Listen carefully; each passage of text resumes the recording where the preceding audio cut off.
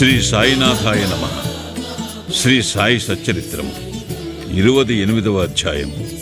బాబా తన భక్తులను షిరిడీకి రప్పించుకునుట, లక్ష్మీచంద్, బుర్హాన్పూర్ మహిళ, మేఘశ్యాముడు మొదలగు వారి అనుభవములు. శ్రీ సాయి అనంతుడు. చీమలు, పురుగులు మొదలుగుని బ్రహ్మపర్యంతము సకల జీవులందు వసించును. వారు సర్వాంతర్యామి. వేదజ్ఞానమందు, ఆత్మ సాక్షాత్కార విద్యయందు వారు పారంగతులు. ఈ రెండింటిలో వారికి ప్రావీణ్యముండుటచే వారు సద్గురువులనిపించుకున్నటకు సమర్థులు. పండితులైనప్పటికీ శిష్యులనెవరైతే ప్రేరేపించి ఆత్మసాక్షాత్కారము కలిగించలేరో వారు సద్గురువులు కానేరరు. సాధారణముగా తండ్రి శరీరమును పుట్టించును, పిమ్మట చావు జీవితమును వెంబడించును.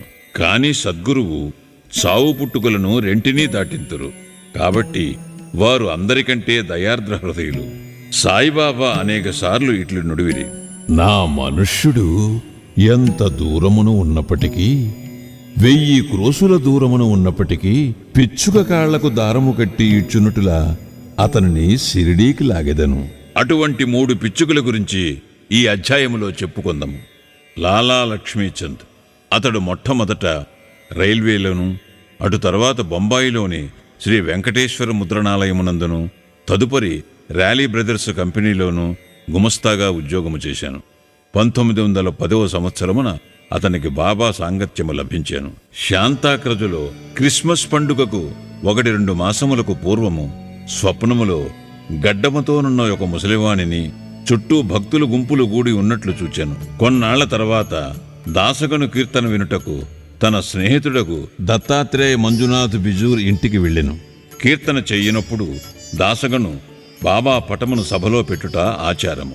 స్వప్నంలో చూచిన ముసలివాని ముఖలక్షణములు ఈ పటములోనున్నవానికి సరిపోయాను.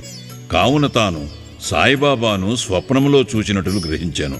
పటము, దాసగను కీర్తన, అప్పుడు దాసగను చెప్తున్న తుకారాం జీవితమును హరికథ ఇవన్నీయూ మనస్సున నాటి లక్ష్మీచంద్ షిరిడీ పోవుటకు ఉవ్విళ్ళూరుచుండెను. సద్గురుని వెతుకుటలోనూ ఆధ్యాత్మిక కృషియందును దేవుడు భక్తులకు సహాయపడును అనున్నది భక్తుల అనుభవమే. ఆనాటి రాత్రి 8 గంటలకు అతని స్నేహితుడు శంకర్రావు వచ్చి తలుపు తట్టి షిరిడీకి వచ్చేదవా అని అడిగాను. అతని ఆనందమునకు అంతు లేకుండెను. షిరిడీకి పోవాలనని నిశ్చయించుకునెను. పినతండ్రి కొడుకు వద్ద 15 రూపాయలు అప్పు పుచ్చుకుని కావలసిన ఏర్పాట్లన్నీ చేసుకునే పిమ్మట షిరిడీకి పయనమయ్యాను. రైలులో అతడును స్నేహితుడకు శంకర్రావును భజన చేసిరి. సాయిబాబాను గుర్చి తోటి ప్రయాణికులను అడిగిరి. చాలా సంవత్సరముల నుంచి షిరిడీలోనున్న సాయిబాబా గొప్ప యోగి పొంగోలని వారు చెప్పిరి. కోపర్గాం రాగానే అతడు బాబా కొరకు జామ పండ్లను కొనవలనని అనుకొనెను. కానీ ఆ గ్రామ పరిసరములను, ప్రకృతి దృశ్యములను చూచి ఆనందించి ఆ విషయమును మరిచాను. షిరిడీ సమీపించుచుండగా వారికి సంగతి జ్ఞప్తికి వచ్చాను. అప్పుడే ఒక ముసలమ్మ నెత్తిపై జామపండ్ల గొంప పెట్టుకుని తమ గుర్రపు బండి వెంట పరుగెత్తుకుని వచ్చుచుండాను. అతడు బండి నాపి కొన్ని ఎంపుడు పండ్లను మాత్రమే కొనెను. అప్పుడు ఆ ముసలమ్మ తక్కిని పండ్లను కూడా తీసుకుని తన పక్షమున బాబాకు అర్పితము చేయుడని కోరెను. జామ పండ్లను కొనవలెను అనుకొనుట, ఆ విషయమే మరచుట, ముసలమ్మను కలుసుకొనుట, ఆమె భక్తి ఇవన్నీయూ ఇద్దరికీ ఆశ్చర్యమును కలుగజేశాను. ఆ ముసలమ్మ తాను స్వప్నములో చూచిన ముసలివాని బంధువై ఉండవచ్చుననుకునేను. అంతలో బండి షిరిడీ చేరెను. వారు మసీదుపై జెండాలను చూచి నమస్కరించిరి. పూజా సామగ్రితో మసీదుకు వెళ్లి బాబాను ఉచిత రీతిని పూజించిరి. లక్ష్మీచంద్ మనస్సు కరిగాను. బాబాను చూచి చాలా సంతోషించాను. సువాసన గల తామర పువ్వును భ్రమరము చూచి సంతోషించినట్టులా బాబా పాదములు చూచి సంతోషించాను. అప్పుడు బాబా ఇట్లా నేను టక్కరివాడు దారిలో భజన చేయును, నన్ను గూర్చి ఇతరులను విచారించుచుండును. ఇతరులను అడుగునేలా మన కండ్లతోడ సమస్తము చూడవలను. ఇతరులను అడగవలసిన అవసరమేమి? నీ స్వప్నము నిజమైనదా కాదా అనున్నది ఆలోచించుము. మార్వాడి వద్ద 15 రూపాయలు అప్పు తీసుకుని షిరిడీ దర్శనము చేయవలసిన అవసరమేమి? హృదయములోని కోరిక ఇప్పుడైనా నెరవేరినదా? ఈ మాటలు విని బాబా సర్వజ్ఞత్వమునకు లక్ష్మీచంద్ ఆశ్చర్యపడెను. బాబాకి సంగతులన్నయూ ఎటులు తెలిసినవని అతడు ఆశ్చర్యపడాను. ఇందులో ముఖ్యముగా గమనింపదగినది బాబా దర్శనము కొరకు గాని, సెలవు రోజు అనగా పండగ దినము గడుపుటకు గాని, తీర్థయాత్రకు పోవుటకు గాని అప్పు చేయరాదని బాబా అభిప్రాయము. సాంజా అనగా ఉప్మా. మధ్యాహ్న భోజనమునకు కూర్చున్నప్పుడు లక్ష్మీచంద్కు ఒక భక్తుడు సాంజాను ప్రసాదముగా నిచ్చెను. అది తిని లక్ష్మీచంద్ సంతసించెను. ఆ మరుసటి దినము కూడా దానిని ఆశించెను. కాని ఎవరునూ సాంజా తేలేదు. అతడు సాంజాకై కనిపెట్టుకుని ఉండెను. మూడవ రోజు హారతి సమయమందు బాపూసాహెబ్ జోగ్ ఏమి నైవేద్యము తీసుకుని రావాలనని బాబానడిగాను. సాంజా తీసుకురమ్మని బాబా చెప్పాను. భక్తులు 2 కుండల నిండా సాంజా తెచ్చిరి. లక్ష్మీచంద్ చాలా ఆకలితో నుండెను. అతని వీపు నొప్పిగా నుండెను. బాబా ఇట్లనెను, నీవు ఆకలితో ఉండుట మేలైనది. కావలసినంత సాంజా తినుము. నీ వీపు నొప్పికి ఏదైనా ఔషధము తీసుకునము. బాబా తన మనస్సును కనుగొనని లక్ష్మీచంద్ రెండవసారి ఆశ్చర్యపడెను. బాబా ఎంత సర్వజ్ఞుడు! దోషదృష్టి. ఆ సమయముననే లక్ష్మీచంద్ చావడి ఉత్సవమును చూచాను. అప్పుడు బాబా దగ్గుచే బాధపడుచుండెను. ఎవరిదో దోషదృష్టి ప్రసరించుటచే బాబాకు బాధ కలిగినదనుకొనెను. ఆ మరుసటి ఉదయమున లక్ష్మీచంద్ మసీదుకు పోగా బాబా శ్యామాతో ఇట్లనేను, ఎవరిదో దోషదృష్టి నాపై పడుటచే నేను బాధపడుచున్నాను. ఇట్లు లక్ష్మీచంద్ మనస్సులో ఏమి భావించుచుండెనో అది ఎంతయూ బాబా వెల్లడి చేయుచుండెను. ఈ విధముగా సర్వజ్ఞతకు కారుణ్యమునకు కావలసినన్ని నిదర్శనములను గని లక్ష్మీచంద్ బాబా పాదములపై పడి, మీ దర్శనము వలన నేనెంతో సంతోషించితిని. ఎల్లప్పుడూ నా యందు దయాదాక్షిణ్యములు చూపి నన్ను రక్షింపుము. నాకీ ప్రపంచములో మీ పాదములు తప్ప ఇతర దైవము లేదు. నా మనస్సు ఎల్లప్పుడూ మీ పాద పూజయందు, మీ భజనయందు ప్రీతి చెందునుగాక. మీ కటాక్షముచే నన్ను ప్రపంచ బాధల నుండి కాపాడుదురుగాక. నేనెల్లప్పుడూ మీ నామమునే జపించుచు సంతోషముతో ఉందునుగాక అని ప్రార్థించాను.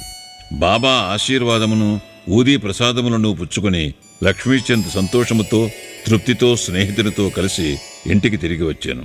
దారిలో బాబా మహిమలను కీర్తించుచుండెను. సదా బాబాకు నిజమైన భక్తుడిగా నుండెను. షిరిడీకి పోవు పరిచితుల ద్వారా పూలమాలలు, కర్పూరము, దక్షిణ పంపుచుండెను. బుర్హాన్పూర్ మహిళ. ఇంకొక పిచ్చుక వృత్తాంతము చూచెదము. బుర్హాన్పూరులో ఒక మహిళకు సాయి స్వప్నంలో కనపడి గుమ్మము వద్దకు వచ్చి తినుటకు కిచిడీ కావాలను అనెను. మేల్కొని చూడగా తన ద్వారము వద్ద ఎవ్వరనూ లేకుండేరి. చూచిన దృశ్యమునకు చాలా సంతసించి ఆమె అందరికీ తెలియజేశాను. తన భర్తకు కూడా తెలిపాను. అతడు పోస్టాఫీసులో ఉద్యోగము చేయుచుండెను.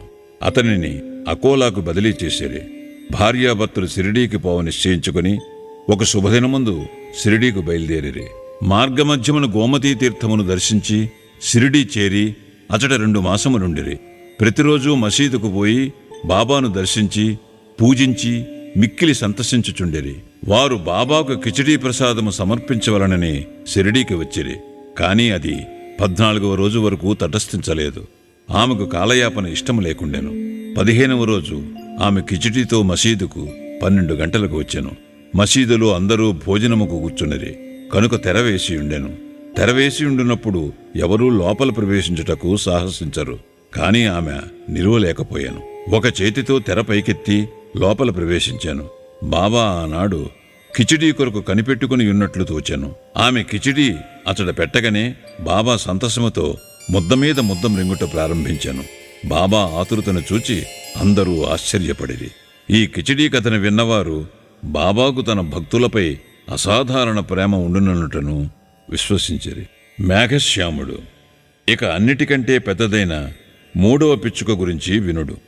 విరంగాం నివాసియగు మేఘశ్యాముడు హరివినాయక సాఠే గారి వంట బ్రాహ్మణుడు. అతడు అమాయకుడైన చదువురాని శివభక్తుడు. ఎల్లప్పుడూ శివపంచాక్షరి ఓం నమశివాయ జపించువాడు. అతనికి సంధ్యావందనము కాని గాయత్రీ మంత్రము గాని తెలియకుండెను. సాఠే గారికి వీని ఎందు శ్రద్ధ కలిగి గాయత్రీ మంత్రముతో సంధ్యావందనము నేర్పించిరి. సాయిబాబా శివుని అవతారమని సాఠే అతనికి బోధించి షిరిడీకి ప్రయాణము చేయించాను. బ్రోచి స్టేషను వద్ద సాయిబాబా మహమ్మదీయుడని ఎవరో చెప్పగా అతని మనస్సు కలవరపడి తనను అతడకు పంపవద్దని యజమానిని వేడుకొనెను. కాని ఆ యజమాని మేఘుడు షిరిడీకి పోయి తీరవలనని నిశ్చయించి అతనికి ఒక పరిచయపుటుత్తరము షిరిడీవాసి తన మామగారకు దాదా కేల్కర్కు వ్రాసి సాయిబాబాతో పరిచయం కలుగు చేయవలనని ఇచ్చాను. షిరిడీ చేరి మసీదుకు పోగా బాబా కోపించి అతన్ని లోపలికి రానియ్యక ఈ వెధవను తన్ని తరిమివేయుడు. అని గర్జించి మేఘునితో నిట్లనెను. నీవు గొప్ప జాతి బ్రాహ్మణుడవు, నేను తక్కువ జాతి మహమ్మదీయుడను. నీవిచటకు వచ్చినచో నీ కులము పోవును, కనుక వెడలిపోవు. ఈ మాటలు విని మేఘుడు వణుకనారంభించాను. అతడు తన మనస్సులోనున్న విషయములు బాబాకెట్లు తెలిసినని ఆశ్చర్యపడెను. కొన్ని దినములు అచటనేయుండి తనకు తోచినట్లు బాబాను సేవించుచుండెను. కాని అతడు సంతృప్తి చెందలేదు. తరువాత తన ఇంటికి పోయాను. అక్కడి నుండి నాసిక్ జిల్లాలోని త్రయంబక్కు పోయి 1 సంవత్సరము 6 మాసములుండాను. తిరిగి షిరిడీకి వచ్చాను. ఈసారి దాదా కేల్కర్ కల్పించుకున్నటచే అతడు మసీదులో ప్రవేశించుటకు, షిరిడీలో ఉండుటకు బాబా సమ్మతించాను. మేఘశ్యామునకు బాబా ఉపదేశము ద్వారా సహాయము చేయలేదు. అతని మనస్సులోనే మార్పు కలుగుజేయచు చాలా మేలు చేశాను. అప్పటి నుండి అతడు సాయిబాబాను శివుని అవతారముగా భావించుచుండెను. శివుని అర్చనకు బిల్వపత్రి కావలను. మేఘుడు ప్రతిరోజు మైళ్ళ కొలది నడిచి పత్రిని తెచ్చి బాబాను పూజించుచుండెను. గ్రామములోనున్న దేవతలనందరినీ పూజించిన పిమ్మట మసీదుకు వచ్చి బాబా గద్దెకు నమస్కరించి పిదప బాబాను పూజించుచుండెను. కొంతసేపు వారి పాదములను ఒత్తి పిమ్మట బాబా పాదతీర్థమును త్రాగుచుండెడివాడు. ఒకనాడు ఖండోబా మందిరము వాకిలి మూసియుండుటచే ఖండోబాదేవిని పూజింపక మసీదుకు వచ్చాను. బాబా అతని పూజను అంగీకరించక తిరిగి పంపివేశాను. ఖండోబా మందిరము వాకిలి తెరిచియున్నదని చెప్పాను. మేఘశ్యాముడు మందిరమునకు పోయాను. వాకిలి తెరిచియుండుటచే ఖండోబాను పూజించి తిరిగి వచ్చి బాబాను పూజించాను. గంగా స్నానం. ఒక మకర సంక్రాంతి నాడు మేఘుడు బాబా శరీరమునకు చందనము పూసి గంగానదీ జలముతో అభిషేకము చేయదలంచెను. బాబాకు అది ఇష్టము లేకుండెను. కాని అతడు అనేకసార్లు వేడుకొనగా బాబా సమ్మతించాను. మేఘశ్యాముడు రాను పోను 8 క్రోసుల దూరము నడిచి గోమతీ నదీ తీర్థము తేవలసియుండెను. అతడు తీర్థము తెచ్చి యత్నములన్నీ చేసుకుని బాబా వద్దకు 12 గంటలకు వచ్చి స్నానమునకు సిద్ధముగా నుండమనెను. బాబా తనక అభిషేకము వలదనియు ఫకీరగుడిచే గంగానదీ జలముతో ఎట్టి సంబంధము లేదనియూ చెప్పాను. కాని మేఘుడు వినలేదు. శివునికి అభిషేకం ఇష్టము కనుక తనకు శివుడైన బాబాకు అభిషేకము చేసి తీరవలనని పట్టుబట్టాను. బాబా సమ్మతించి క్రిందకి దిగి పీటపై కూర్చుండి తల ముందుకు సాచి ఇట్లనెను. ఓ మేఘ, ఈ చిన్న ఉపకారము చేసి పెట్టము. శరీరమునకు తల ముఖ్యము కావున తలపైనే నీళ్లు పోయము. శరీరమంతటిపై పోసినట్లు అగును. అట్లనే అని మేఘశ్యాముడు ఒప్పుకొని నీళ్లకొండను పైకెత్తి తలపై పోయే యత్నించెను. కాని భక్తి పారవశ్యమున హరగంగే హరగంగే అనుచు శరీరమంతటిపై నీళ్లు పోశాను. కుండనొక పక్కకు పెట్టి బాబా వైపు చూచాను. వాని ఆశ్చర్యానందములకు మేరలేదు. బాబా తల మాత్రమే తడిసి శరీరమంతయు పొడిగా నుండెను. త్రిశూలము లింగము. మేఘశ్యాముడు బాబాను 2 చోట్ల పూజించుచుండెను. మసీదులో బాబాను స్వయముగా పూజించుచుండెను. వాడాలో నానాసాహెబ్ చందోర్కర్ ఇచ్చిన పటమును పూజించుచుండెను. ఈ ప్రకారము 12 నెలలు చేశాను. వాని భక్తికి మెచ్చుకునేనని తెలుపుటకు బాబా అతనికి ఒక దృష్టాంతము చూపాను. ఒకనాడు వేకోజామున మేఘుడు తన శయ్యపై పండుకొని కండ్లు మూసి ఉన్నప్పటికీ లోపల ధ్యానము చేయుచు బాబా రూపమును చూచాను. బాబా అతనిపై అక్షతలు చల్లి మేఘ, త్రిశూలమును గీయము అని చెప్పి అదృశ్యుడయ్యాను. మేఘుడు బాబా మాటలు విని ఆతురతగా కళ్ళు తెరిచాను. బాబా కనిపించలేదు. కాని అక్షతలు అక్కడక్కడ పడియుండెను. బాబా వద్దకు పోయి చూచిన దృశ్యమును గూర్చి చెప్పి త్రిశూలమును గీయుటకు ఆజ్ఞనిమ్మనెను. బాబా ఇట్లనెను. నా మాటలు వినలేదా? త్రిశూలమును గీయమంటిని అది దృశ్యము కాదు, స్వయముగా వచ్చి నేనే చెప్పి తిని. నా మాటలు పొల్లు కావు, అర్థవంతములు. మేఘుడిట్లు పలికెను. మీరు నన్ను లేపినట్లు భావించి తిని తలుపులన్నీయూ వేసియుండుటచే అది దృశ్యమనుకుంటుని. బాబా తిరిగి ఇట్లు జవాబిచ్చాను. ప్రవేశించుటకు నాకు వాకిలి అవసరము లేదు, నాకు రూపము లేదు. నేనన్ని చోట్ల నివసించుచున్నాను.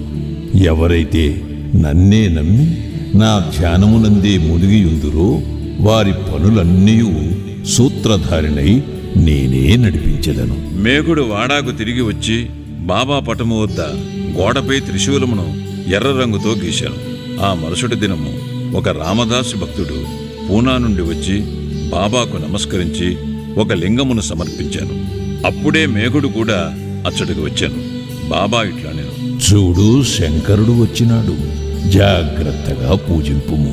మేఘుడు త్రిశూలమును గీసిన వెంటనే లింగము వచ్చుట చూచి ఆశ్చర్యపడాను. వాడాలో కాకాసాహెబ్ దీక్షిత్ స్నానము చేసి సాయిని తలంచుకునుచుండగా తన మనోదృష్టి యందు లింగము వచ్చుట గాంచాను. అతడు ఆశ్చర్యపడుచుండగా మేఘశ్యాముడు వచ్చి బాబా తనకు లింగము కానుకగా ఇచ్చినని చూపెను. దీక్షిత్ దానిని చూచి సరిగానది తన ధ్యానములో కనబడిన దాని వలెనున్నదని సంతసించాను. కొద్ది రోజులలో త్రిశూలమును వ్రాయుట పూర్తి కాగానే బాబా మేఘశ్యాముడు పూజ చేయుచున్న పెద్ద పటము వద్ద లింగమును ప్రతిష్ఠించాను. మేఘశ్యామునకు శివుని పూజించుట చాలా ప్రీతి కనుక త్రిశూలమును వ్రాయించి లింగమును ప్రతిష్ఠించుట ద్వారా బాబా వాను యందుండు నమ్మకమును స్థిరపరిచాను. అనేక సంవత్సరములు బాబా సేవ చేసి, అనగా పూజ, మధ్యాహ్న సాయంకాల హారతి సేవలు చేసి తుదకు 1912లో మేఘశ్యాముడు కాలమునందెను. బాబా వాని కళేవరముపై చేతులు చాచి, ఇతడు నా నిజమైన భక్తుడు.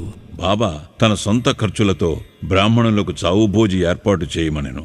కాకాసాహెబ్ దీక్షిత్ బాబా ఆజ్ఞ నెరవేర్చెను. శ్రీ సాయినాథాయ నమః. 28వ అధ్యాయము సంపూర్ణము. సద్గురు శ్రీ సాయినాథార్పణమస్తు. శుభం భవతు.